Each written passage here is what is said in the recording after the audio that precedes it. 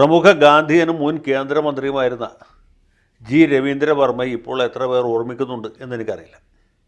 ഞാൻ തന്നെ അദ്ദേഹത്തെ മറന്നിരുന്നു.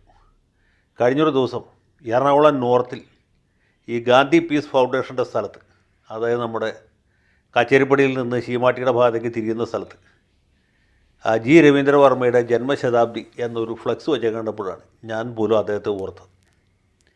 എൻ്റെ ഓർമ്മയിൽ അദ്ദേഹം മൊറാർജി ദേശായി നയിക്കുന്ന കേന്ദ്രമന്ത്രിസഭയിൽ, അത് 1977 തൊട്ട് 79 വരെ തൊഴിൽ വകുപ്പും പാർലമെൻ്ററി കാര്യ വകുപ്പും കൈയാളിയിരുന്ന ഒരു മന്ത്രിയായിരുന്നു. ആ മന്ത്രിസഭയിൽ മലയാളിയായിട്ട്, കേരളീയനായിട്ട് ആകെ രവീന്ദ്രവർമ്മ മാത്രമേ ഉണ്ടായിരുന്നുള്ളൂ. അതാണ് നമ്മൾ അദ്ദേഹത്തെ ഓർക്കാനുള്ള പ്രത്യേകമായ കാരണം. മന്ത്രിസഭയിലെ ബാക്കി അംഗങ്ങളൊക്കെ ഗജഗംഭീരന്മാരായിരുന്നു. ചൗധരി ചരൺ സിംഗ്, ബാബു ജഗജീവൻ റാം, അടൽ ബിഹാരി വാജ്പേയി, LK അദ്വാനി, അതുപോലെ ജോർജ് ഫെർണാണ്ടസ്, അവരുടെയൊക്കെ കൂട്ടത്തിൽ ക്യാബിനറ്റ് മന്ത്രിയായിരുന്ന ആളാണ് രവീന്ദ്രവർമ്മ. അപ്പോൾ പുള്ളി ചില്ലറക്കാരനല്ല എന്നുള്ള ഉറപ്പാണ്. മാത്രമല്ല, ഈ കേന്ദ്രത്തിൽ ക്യാബിനറ്റ് മന്ത്രിസ്ഥാനം കിട്ടിയ രണ്ടാമത്തെ മലയാളിയും കൂടിയാണ് അദ്ദേഹം.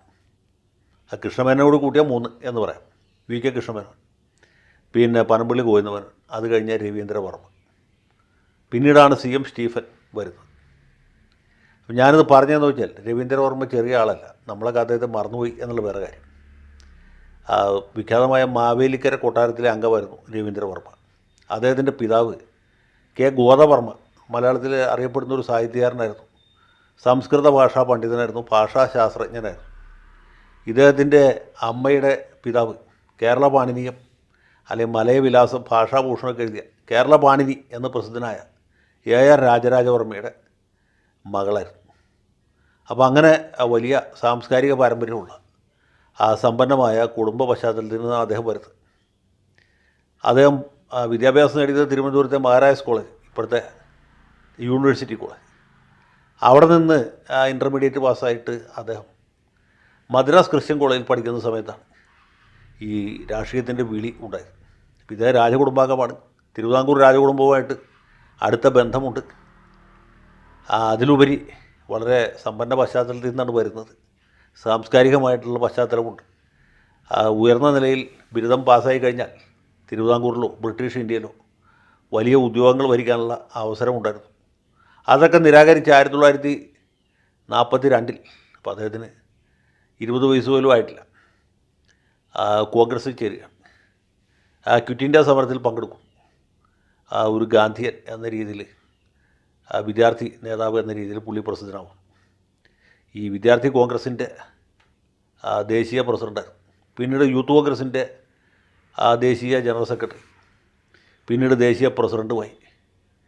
പിന്നീട് ഈ യുവജന സംഘടനയുടെ ആഗോള സംഘടനയിൽ അദ്ദേഹം പ്രധാനപ്പെട്ട ഭാരവാഹിയായിരുന്നു. അങ്ങനെ ഏഷ്യയിലും യൂറോപ്പിലും ഒക്കെയുള്ള മിക്കവാറും രാജ്യങ്ങളൊക്കെ സന്ദർശിച്ചു. വലിയ ഒരു യുവജന നേതാവ് എന്ന രീതിയിൽ പുള്ളി ഖ്യാതി നേടിയതിന് ശേഷം 1962 സ്വന്തം നാടിരിക്കുന്ന തിരുവല്ല മണ്ഡലത്തിൽ അദ്ദേഹം കോൺഗ്രസ് സ്ഥാനാർത്ഥിയായിട്ട് മത്സരിച്ചു, ജയിച്ചു. പാർലമെൻറ്റ് അംഗമായി 1962 തൊട്ട് 67 വരെ ഇന്ത്യൻ പാർലമെൻറ്റിലെ ഒരു കോൺഗ്രസ് അംഗമായിരുന്നു. തിരുവല്ലയിൽ അദ്ദേഹം PT പുന്നൂസിനെ തോൽപ്പിച്ചു എന്നാണ് എൻ്റെ ഓർമ്മ.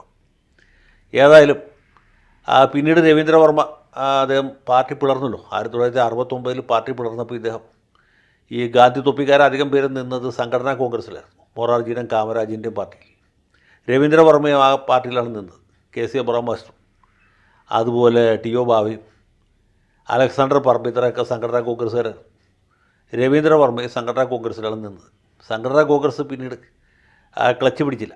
അടുത്ത തെരഞ്ഞെടുപ്പിലൊക്കെ അവർക്ക് വലിയ പരാജയമുണ്ട്. ഈ അടിയന്തരാവസ്ഥ പ്രഖ്യാപിച്ചപ്പോൾ ഇദ്ദേഹം അടിയന്തരാവസ്ഥയ്ക്കെതിരെ അണ്ടർഗ്രൗണ്ട് പ്രവർത്തനങ്ങൾ സംഘടിപ്പിക്കുന്നതിൽ സജീവമായിരുന്നു.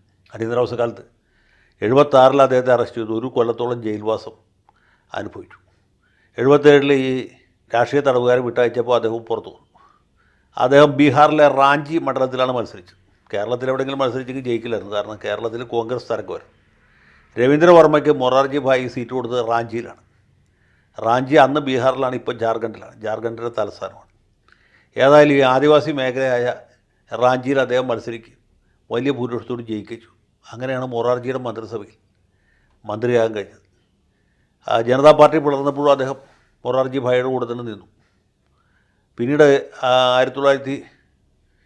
1980 തെരഞ്ഞെടുപ്പിൽ 80 ജനുവരിയിൽ നടന്ന തെരഞ്ഞെടുപ്പിൽ അദ്ദേഹം ബോംബെ നോർത്ത് മണ്ഡലത്തിലാണ് മത്സരിച്ചത്. മുമ്പ് വി കെ കൃഷ്ണമേനോൻ മത്സരിച്ചു. സാക്ഷാൽ ഡോക്ടർ അംബേദ്കർ മത്സരിച്ച് തോറ്റതുമായ ഒരു മണ്ഡലമാണ് ഈ ബോംബെ നോർത്ത്. അവിടെയാണ് രവീന്ദ്രവർമ്മ മത്സരിച്ചത്. അത്തവണ ഇന്ദിരാ തരംഗമായിരുന്നു എങ്കിൽ പോലും രവീന്ദ്രവർമ്മ ബോംബെ നോർത്തിൽ നിന്ന് പാസ്സായി. അങ്ങനെ 1984 വരെ അദ്ദേഹം പാർലമെൻറ്റ് അംഗമായി തുടർന്നു. പിന്നീട് തെരഞ്ഞെടുപ്പ് രംഗത്ത് നിന്ന് പിന്മാറി. പിന്നീട് അദ്ദേഹം മുഴുവൻ സമയം ഗാന്ധി മാർഗത്തിലായിരുന്നു. ഗാന്ധി പീസ് ഫൗണ്ടേഷൻ്റെ ചെയർമാനായിട്ട് പ്രവർത്തിച്ചു. മറ്റ് പല മേഖലകളിലും വലിയ വ്യക്തിമുദ്ര പതിപ്പിച്ചു. പിന്നെ കോൺഗ്രസ് ഭരണമായതുകൊണ്ടാണ്, അല്ലെങ്കിൽ അദ്ദേഹത്തിന് വല്ല പത്മവിഭൂഷണമൊക്കെ കൊടുത്ത് രാജ്യം ആദരിച്ചാൽ അതൊന്നും ഉണ്ടായില്ല.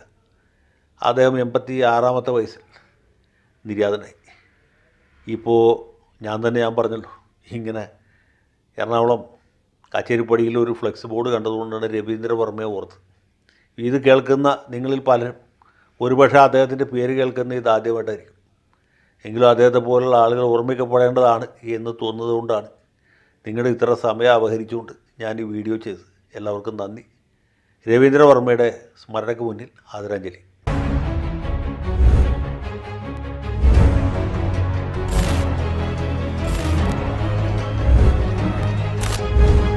കൂടുതൽ വാർത്തകളും വിശേഷങ്ങളും നിങ്ങളിലേക്ക് എത്താൻ ABC മലയാളം സബ്സ്ക്രൈബ് ചെയ്യുക, ബെൽ ബട്ടണും അമർത്തുക.